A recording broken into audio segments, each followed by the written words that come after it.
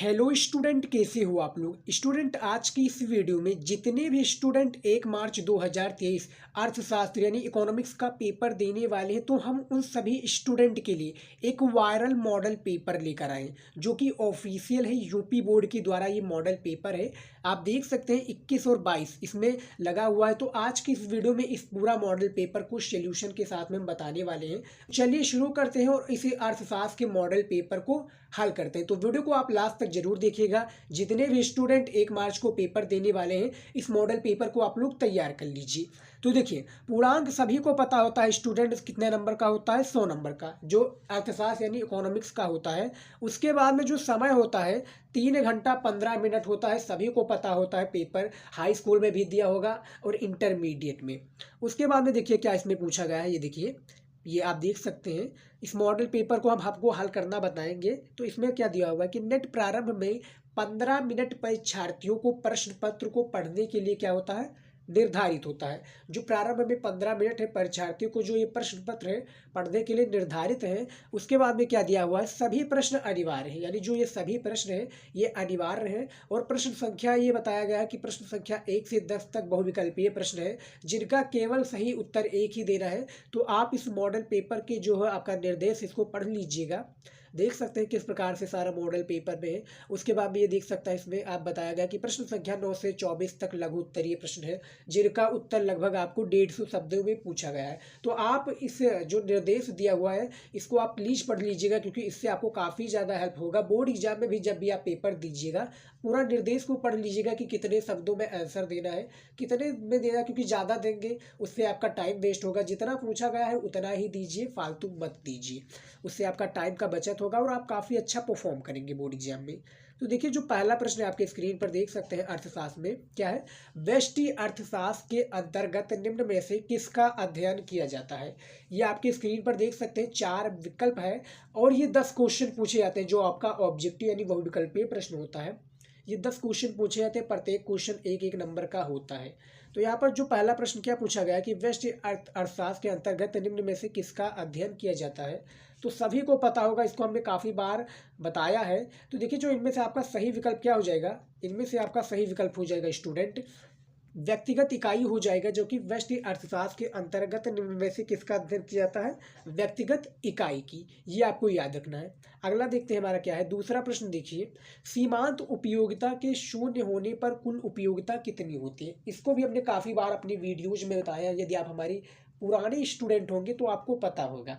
तो जो दूसरा प्रश्न है, इनमें से आपका गा हो जाएगा, क्या हो जाएगा, अधिकतम होती है, जो कि सीमांत उपयोगिता जो शून्य होने पर क्या हो जाती है, अधिकतम हो जाती है। तो दूसरे का आपका गा बिल्कुल राइट आंसर हो जाएगा। चलिए देखते हैं अगला प्रश्न क्या है हमारा।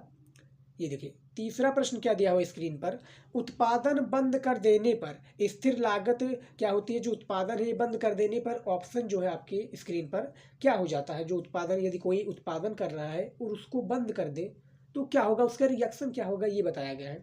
तो तीसरे का आपका यहाँ पर भी गा हो जाएगा, क्या हो जाएगा, परिवर्तनशील लागतें शून्य हो जाती है। जो कोई उत्पादन कर रहा है और बंद हो जाएगा तो वो शून्य हो जाएगा। ऑब्वियसली क्या हो जाएगा, जब वो उत्पादन नहीं करेगा, वृद्धि नहीं होगी, तो उसमें क्या हो जाएगा, वो शून्य हो जाएगा, जीरो हो जाएगा।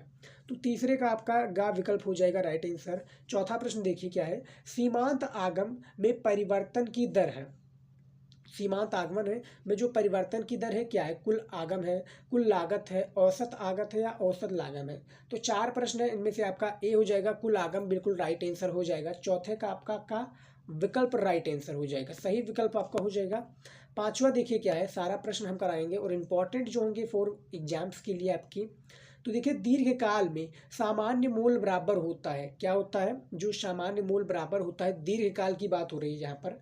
तो यहाँ पर आपका जो विकल्प हो जाएगा गा हो जाएगा, उत्पादन व्यय के द्वारा जो होती है। इसको भी हमने बताया है हाल ही में। तो काफ़ी ज़्यादा क्वेश्चंस इंपॉर्टेंट है, आप इन सभी क्वेश्चंस को आप तैयार कर लीजिए, क्योंकि जो बोर्ड एग्जाम में यहीं से आपका सारा क्वेश्चंस आता है और इससे भी आपको काफ़ी क्वेश्चंस बोर्ड एग्जाम में देखने को मिल जाएगा। आप ज़्यादा से ज़्यादा स्टूडेंट मॉडल पेपर को हल कीजिए।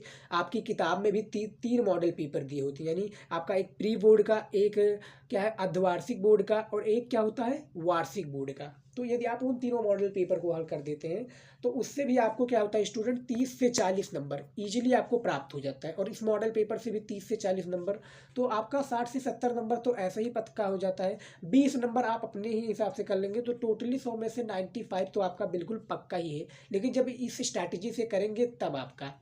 उसके बाद में देखिए क्या है 6 नंबर की पूर्ति के बढ़ने पर कीमत में क्या पड़ेगा, कोई प्रभाव नहीं पड़ेगा। क्या है कीमत में वृद्धि होगी या कमी होगी या इनमें से कोई नहीं। तो 6 नंबर जो प्रश्न है स्टूडेंट, इनमें से आपका जो विकल्प हो जाएगा खा हो जाएगा, कीमत में वृद्धि होगी, जो कि पूर्ति के बढ़ने पर ऑब्वियसली कीमत में वृद्धि होगी।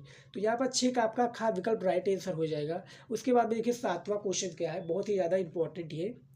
इलाहाबाद बैंक क्या है, काफ़ी स्टूडेंट इसका आंसर जानते होंगे, और इन सभी को आप एक टेस्ट के रूप में भी ले सकते हैं, क्योंकि टेस्ट ये हम आपके साथ में मॉडल पेपर हल कर रहे हैं, तो आपकी भी रिस्पॉन्सिबिलिटी बनती है कि इन सारे क्वेश्चंस को आप कवर कीजिए, सारे क्वेश्चंस को बताइए हमें। तो इलाहाबाद बैंक क्या है, इनमें से आपका राइट आंसर हो जाएगा केंद्रीय बैंक हो जाएगा, जो कि इलाहाबाद बैंक हो जाएगा केंद्रीय बैंक। तो 7 का गा हो जाएगा बिल्कुल सही ऑप्शन। यदि इनमें से मैं कोई क्वेश्चंस का ऑप्शन जो गलत बता रहा हूँ तो आप प्लीज़ हमें बताइएगा कि सर ये आपने क्वेश्चंस का आंसर जो है वो गलत बताया हुआ है। 8वां देखिए क्या है, साख मुद्रा का विस्तार होता है जब ERR क्या है, पहले आप क्वेश्चन को समझिए। जो साख मुद्रा का जो विस्तार होता है जब ERR घटता है, बढ़ता है या स्थिर रहता है, या इनमें से कोई नहीं। तो जो 8वां प्रश्न है इनमें से डी हो जाएगा, इनमें से कोई नहीं हो जाएगा, जो कि साख मुद्रा का जो विस्तार होता है। तो इसका यदि आपको सही विकल्प बताया कि सर आपने जो बताया वो गलत है, तो आप हमें कमेंट में ज़रूर बताइएगा कि सर इसका राइट आंसर गलत है। कभी कभी क्या होता है ना, बुक में भी गलत दे दिया जाता है, हम हर एक वीडियो में बताते हैं बुक में गलत होते हैं काफ़ी क्वेश्चंस के ऑप्शन। 9वां नंबर देखिए क्या है, मुद्रा के कार्य हैं विनिमय का माध्यम, मूल्य का मापक या मूल्य का संचय या उपयुक्त सभी। तो जो मुद्रा का कार्य है क्या है, 9वां नंबर प्रश्न है, इनमें से आपका का हो जाएगा विनिमय का माध्यम हो जाएगा, जो कि बिल्कुल राइट आंसर हो जाएगा आपका। 9th का सही विकल्प हो जाएगा। एक एक नंबर का इसको आपको नहीं छोड़ना है, क्योंकि आपके इसी से एग्जामिनर जो है जज कर लेता है कि आपने कॉपी किस प्रकार से लिखी है, और यदि आपने ऑब्जेक्टिव यानी बहुविकल्पीय प्रश्न में गड़बड़ी की होगी तो आगे वो क्या एक्सपेक्टेशन रखेगा आपसे। तो देखिए जो 10 नंबर प्रश्न है, मुद्रा क्या है, मुद्रा वो धुरी है जिसके चारों ओर अर्थ विज्ञान चक्कर लगाता है। क्या है, जो मुद्रा है वो धुरी है। यहाँ पर एक परिभाषा है, कथन है, जो कि एक वैज्ञानिक के द्वारा है, एक अर्थशास्त्री के द्वारा है, कि वह मुद्रा धुरी है जिसके चारों ओर अर्थ विज्ञान चक्कर लगाता है। ये कथन किसका है, तो ये 4 विकल्प है, इन्हीं में से कोई एक कथन कहा है। तो इनमें से आपका यदि आपने पढ़ा होगा अर्थशास्त्र की बुक में डीपली तो आपको मालूम होगा, कमेंट भी जरूर बताइएगा। लेकिन नहीं मालूम है तो इनमें से भैया आपका खा हो जाएगा, मार्शल हो जाएगी बिल्कुल राइट आंसर, जो कि आपका 10 का सही विकल्प हो जाएगा। चलिए देखते हैं अगला हमारा क्या हो जाता है। सारा क्वेश्चंस को कराएंगे जो बोर्ड एग्जाम से संबंधित होगा। उसके बाद में स्टूडेंट आ चुका है हमारा अति लघु उत्तरीय प्रश्न। ये भी आपका बोर्ड एग्जाम में कितना शायद 10 क्वेश्चन या 8 क्वेश्चन पूछे जाते हैं। ये 8 क्वेश्चन पूछे जाते हैं अति लघु उत्तरीय के, और खासकर ये कितने नंबर के होते हैं, प्रत्येक क्वेश्चन आपका 3-3 नंबर का होता है। तो देखिए जो 3-3 नंबर का 8 क्वेश्चन है, तो देखिए क्या हो जाएगा, व्यष्टि अर्थशास्त्र तथा समष्टि अर्थशास्त्र में अंतर बताइए। तो देखिए जो तीसरा प्रश्न है इसमें आपका 3 नंबर का प्रश्न है अति लघु उत्तरीय का, जो कि very short answer type question English में कहते हैं। तो 11 नंबर जो प्रश्न पूछा गया है, व्यष्टि अर्थशास्त्र तथा समष्टि अर्थशास्त्र में मुख्य अंतर बताइए। अब देखिए कितने शब्दों में आपको लिखना है वो भी मैं आपको दिखा दूं, ताकि सारा आपका डाउट क्लियर रहे, और जितना पूछा गया है उतना का ही आंसर दे। तो 11 से 18 तक आपका अति लघु उत्तरीय प्रश्न है, जिनमें से आप देख सकते हैं प्रत्येक का उत्तर आपको 50 शब्दों में देना है। 3 नंबर का प्रश्न है, 50 शब्दों में आपको इसका आंसर देना है। तो चलिए दिखा देता हूँ मैं आपको किस प्रकार से इसका आंसर है आपका। व्यष्टि अर्थशास्त्र तथा समष्टि अर्थशास्त्र। तो पहले व्यष्टि अर्थशास्त्र का परिभाषा आपको बता देता है कि व्यष्टि अर्थशास्त्र में व्यक्तिगत स्तर पर आर्थिक संबंधों अथवा आर्थिक समस्याओं का अध्ययन किया जाता है, जैसा कि एक व्यक्तिगत फर्म, एक व्यक्तिगत परिवार। समष्टि अर्थशास्त्र में क्या होता है, जो संपूर्ण अर्थव्यवस्था के स्तर पर आर्थिक संबंधों अथवा आर्थिक समस्याओं के आर्थिक मुद्दों का जो है मुद्दों का अध्ययन करना होता है। तो ये आपका इसमें हो जाएगा, जो कि व्यष्टि अर्थशास्त्र के अंतर्गत आ जाएगा। तो व्यष्टि अर्थशास्त्र तथा समष्टि अर्थशास्त्र में जमीन आसमान का फर्क है, तो इसमें हमने अंतर बता दिया। अब यही क्वेश्चन आपका यदि किसमें विस्तृत उत्तरीय में या दीर्घ उत्तरीय में पूछ लिया था। तो उसके बारे में आपको पूरा डीपली पॉइंट वाइज आंसर के साथ में जो भी क्वेश्चंस के जो भी ऑप्शन आते हैं, जो भी विकल्प आते हैं, उसके साथ में आपको इसका आंसर देना होता कि व्यष्टि अर्थशास्त्र किसके कितने प्रकार के हैं, व्यष्टि अर्थशास्त्र से आपका क्या अभिप्राय है। तो आपको जिस प्रकार से दीर्घ उत्तरीय प्रश्न पूछा था, लघु उत्तरीय, उसी प्रकार से आपको इसका आंसर देना होता। उसके बाद में देखिए 12 नंबर प्रश्न क्या दिया हुआ स्क्रीन पर देख सकते हैं। अर्थशास्त्र में उत्पादन का अर्थ समझाइए। यहाँ पर आपको अर्थशास्त्र का उत्पादन का अर्थ समझाना है। 3 नंबर का प्रश्न है, इसको भी आप तैयार कर सकते हैं।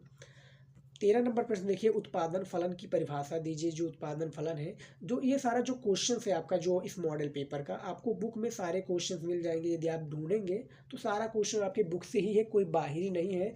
याद रखिएगा, जो आपका NCERT का बुक है उसी से सारा क्वेश्चन लिया आता है, कोई भी बाहरी नहीं लिया जाता। बस आपको समझना रहता है कि ये कुछ चैप्टर से लिया गया क्वेश्चन है, क्या कह रहा है क्वेश्चन, तब आपको आंसर मिल जाएगा। तो उसके बाद में देखिए क्या है हमारा 14 नंबर, सीमांत लागत से क्या आशा है। सीमांत लागत किसे कहते हैं, इसको भी बताना है। तो ये जो 3-3 नंबर वाले प्रश्न है, इसको नहीं छोड़ना है। इन सभी प्रश्नों के यदि आपको उत्तर चाहिए तो भाई बता सकते हैं। तो औसत लागत और AC और सीमांत लागत MC में कैसा संबंध पाया जाता है, तो इसको भी आप बताइएगा। 3 नंबर का प्रश्न है। 16 नंबर देखिए क्या है, भू राजस्व या मगलू, क्या है, भू राजस्व और मगलू जारी समझाइए। यदि हम इस सभी का ऑप्शन यानी उत्तर बताते हैं तो काफ़ी समय लगता है इन सभी का क्वेश्चंस का आंसर बताने में। तो हमने इसी प्रकार से बता दिया कि आप जाइए बुक में ढूंढिए, सारा क्वेश्चंस का आंसर आपको मिल जाएगा। सारा क्वेश्चन मिल जाएगा। यदि आप नहीं कहेंगे तो हम आपको जरूर देंगे। यदि आपने फॉलो नहीं किया इंस्टाग्राम पर तो जाइए फॉलो कीजिए, वहाँ पर आप इन सभी क्वेश्चंस का आंसर मांगेंगे तो हम दे देंगे आपको। उसके बाद में देखिए 17 क्या है, राज्य उत्पाद शुल्क पर टिप्पणी लिखिए, जो 17 नंबर में है। और 18 में है, राजस्व व्यय किसे कहते हैं। तो आप इसको भी आप समझ सकते हैं। तो 8 क्वेश्चन है, खासकर अति लघु उत्तरीय का 3-3 नंबर का है। तो 8 तिरिक 24 नंबर आपको इसमें मिल जाएगा। अब हमारा आ जाता है लघु उत्तरीय प्रश्न, जो कि 6 क्वेश्चन होता है लघु उत्तरीय प्रश्न का, और प्रत्येक क्वेश्चन आपका 6 नंबर का होता है। ये भी काफ़ी ज़्यादा इंपॉर्टेंट होता है। तो इसको भी आप तैयार कर सकते हैं। किस प्रकार से आप देख सकते हैं क्वेश्चन क्या है, ये देखिए। सबसे पहले देखिए लघु उत्तरीय प्रश्न है, 6 नंबर का प्रत्येक प्रश्न है। तो इसमें 19 नंबर प्रश्न क्या पूछा गया है, ये देखिए।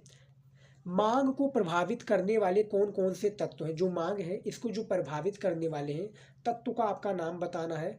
उसके बाद में हमारा 20 जो क्वेश्चन है, एक फर्म की कुल स्थिर लागत, कुल परिवर्तित लागत तथा कुल लागत क्या है। 2+2+2 क्या है ये बताइए। तो ये सारा जो क्वेश्चन है इसको आप तैयार कर लीजिएगा, क्योंकि इससे भी आपको बोर्ड एग्जाम में काफ़ी कुछ हेल्प मिल सकता है। काफ़ी कुछ इस प्रश्न का, इस मॉडल पेपर से काफ़ी क्वेश्चन बोर्ड एग्जाम में पूछे जाएंगे। खासकर यूपी बोर्ड के द्वारा जारी किया गया है। तो यूपी बोर्ड भैया जो जारी करता है वो मॉडल पेपर का कुछ ना कुछ क्वेश्चन तो दे ही देता है। तो 21 नंबर जो प्रश्न है, क्या होगा यदि बाजार में प्रचलित मूल्य है संतुलित कीमत में वृद्धि या संतुलन कीमत में कम। तो ये आपको दोनों में से किसी एक का करना रहेगा। तो यदि बाजार में मूल्य उचित है तो 3-3 नंबर का है, कोई एक कर दीजिएगा यदि आपको बेटर लगे, नहीं तो दोनों कर सकते हैं। 22 नंबर देखिए क्या है, भारतीय रिजर्व बैंक के वर्जित कौन कौन से कार्य हैं। यदि कोई भारतीय रिजर्व बैंक में शामिल होता है तो उसकी जो वर्जित कार्य हैं, जो कि नहीं करना चाहिए, वो कौन कौन से बताइए, आपको यहाँ पर बताना है। 6 नंबर का ये भी आपका प्रश्न है। 23 नंबर प्रश्न है, बजट को परिभाषित कीजिए। बजट कितने प्रकार के होते हैं। बजट का आपको बेसिकली यहाँ पर अर्थ बताना है, जो कि 6 नंबर का है। 2 नंबर आपको परिभाषा के लिए, और 4 नंबर कितने प्रकार के हैं, जो भी आपके प्रकार हो उसको पॉइंट वाइज आंसर के साथ में देना है। तो लघु उत्तरीय प्रश्न का ये भी आपका हो गया। उसके बाद में देखिए 24 नंबर प्रश्न क्या है हमारा, क्योंकि 6 क्वेश्चन लघु उत्तरीय का पूछा जाता है, 6-6 नंबर का प्रत्येक प्रश्न होता है। 24 नंबर जो प्रश्न है, भुगतान संतुलन के समाधान हेतु, क्या है, जो भुगतान संतुलन है समाधान हेतु सरकार द्वारा उठाए गए कौन कौन से कदम है, ये बताना है आपको। तो 24 नंबर प्रश्न में बता दीजिएगा। अब उसके बाद में हमारा आ जाता है क्या, विस्तृत उत्तरीय प्रश्न, जो कि अर्थशास्त्र का एक प्रश्न कितना नंबर का, 10 नंबर का होता है। 30 नंबर आपका यहीं पर इजीली पक्का हो जाता है यदि आप प्रश्न का उत्तर जानते हैं। तो भैया प्रश्न का उत्तर सभी जानते होंगे, क्योंकि इसमें ऑप्शन दिया हुआ है अथवा लगकर, क्या है, अथवा लगकर है। जैसे आप देख सकते हैं 25 नंबर प्रश्न क्या दिया है कि उदासीनता वक्र की सहायता से उपभोक्ता के संतुलन की व्याख्या कीजिए। तो ये 10 नंबर का आपका प्रश्न, इसको कर सकते हैं। नहीं तो आप अथवा लगकर, ये जो अथवा आपका लगा हुआ है ये वाला, आप इसको कर सकते हैं कि उपभोक्ता के बजट सेट से आप क्या समझते हैं, एक उदाहरण दीजिए। आपको बजट सेट से परिभाषा दे रहा है और एक उदाहरण दे रहा है, तो 5-5 10 नंबर हो जाएगा। तो जो इसका शब्द सीमा होता है, मैं दिखा दूँ कितना शब्दों में होता है। तो ये आप देख सकते हैं प्रश्न संख्या 25 से 27 तक, क्योंकि 3 ही प्रश्न पूछा गया है, तो जिनका उत्तर आपको 300 शब्दों में दे रहा है तब 10 नंबर आपको दिया जाएगा।